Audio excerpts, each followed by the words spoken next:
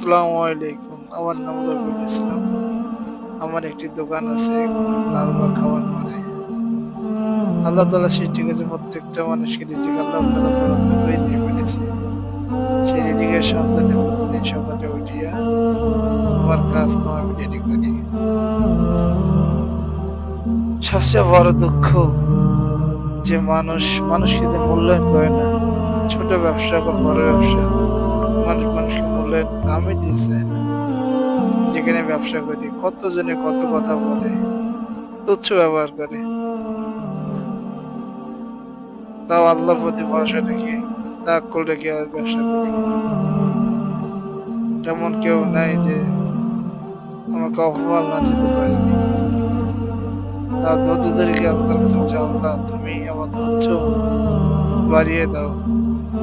এই পথে যেন রাজপথ করতে পারি এবং ছোট থেকে বড় ব্যবসা করতে পারি। তাই ছোটখাটো একটি দোকান ব্যবসা নিলাম। আর ব্যবসা আল্লাহ তাআলার অশেষ নিয়ামত, যে নিজের স্বাধীনতা ও আল্লাহর রহমত বর্ষিত হয়। নিজের মন মতো করে দোকানদারি করতে পারি, ৫ ওয়াক্ত নামাজ পড়তে পারি। এছাড়া বড় কি দরকার? এবং সংসারকে সুন্দরভাবে পরিচালনা করা যায়। বউ বাচ্চা পরিজনকে সময় দেওয়া যায় ব্যবসার ফাঁকে ফাঁকে। তাই আফসোস করি না, কে কি বললো না বললো এসব কথা কান দিই না। আল্লাহ তাআলার সাথে থাকলে যথেষ্ট। তাই প্রত্যেকদিন সকালে উঠে নিজের রিজিকের তালাশ করতে নিজের কর্ম শুরু করা লাগে। এটা আমার সমস্যার খামির, সমস্যার ফট্টি তুলছি। এই সমস্যার ফট্টি দিয়েই কাটিং করে আমি সমস্যার সাইজ মতো করে সমস্যা বানাবো। প্রত্যেকটা সমস্যার সমান ন্যায্য ওজন আল্লাহ তাআলা কায়েম করতে বলেছে। ন্যায্য হিসাবে আমি সবসময় দেওয়ার চেষ্টা করে দিই। স্কেলের মাপ অনুযায়ী দিই, ১৯-২০ কখনো করার চেষ্টা করি না। আর যদি ব্যবসার সময় যদি ভাঙ্গা ছিল ফলে কাস্টমারকে দিই না। এবং আমার ছেলে একটা ওখানে আছে, প্রতিদিনকে তাকে টাকা দিয়ে রাখি দিছি। তাকে বলছি, বাবা মানুষ টাকা দিয়ে কিনে খায়, তুমি কখনো তাকে ছোট দিও না।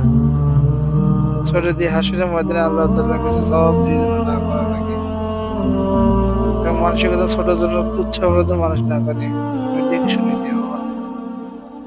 তো ছেলেটা আল্লাহ তাআলা অশেষ রহমত, ছেলেটাও ভালো পেয়েছি। কথা শুনে অনেক সুন্দর। প্রতিদিন সকালে নিয়মিত করে কাজ কাম চলছে। এইভাবে দিনকাল আল্লাহ তাআলা নিয়ে যাচ্ছে।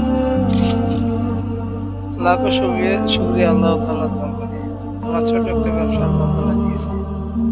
ব্যবসার প্রতি আল্লাহ তাআলা অশেষ রহমত। পরের গোলামি কত যে খারাপ, যে করে সেই জানে। দিন শেষে মালিকের কাছে, মানে মহাজনের কাছে কখনো তার নাম পাওয়া যায় না বদনাম ছাড়া। যতই কাজ করুক না কেন সে দিন গেলে বদনামের ভাগী হবে। এবং নিজের কাজে কর্মে ব্যবসার মধ্যে আল্লাহ তাআলার অশেষ রহমত আছে। আল্লাহ তাআলা প্রত্যেকটা ভাইকে যেন একটি করে ব্যবসা করার তৌফিক দান করে। এবং ব্যবসার ফাঁকে আল্লাহ তাআলার ইবাদত বন্দেগী করতে পারি, ৫ ওয়াক্ত নামাজ কালাম যেন পড়তে পারি, দুনিয়া ও আখিরাতের চিন্তা যেন করতে পারি। দুনিয়া আজ আছে কাল নেই, পরকাল অনন্ত জীবনের কাল। দুনিয়া ক্ষণিকের জন্য, পরকাল হারিয়ে কোনো লাভ নেই। প্রত্যেকটা ভাইকে যেন আল্লাহ তাআলা ব্যবসা করার তৌফিক দান করে। ব্যবসা যেমনই হোক, ছোট হোক বড় হোক, যে ব্যবসায় হোক, বেশি পুঁজি লাগে না। অল্প পুঁজি নিয়ে নামলে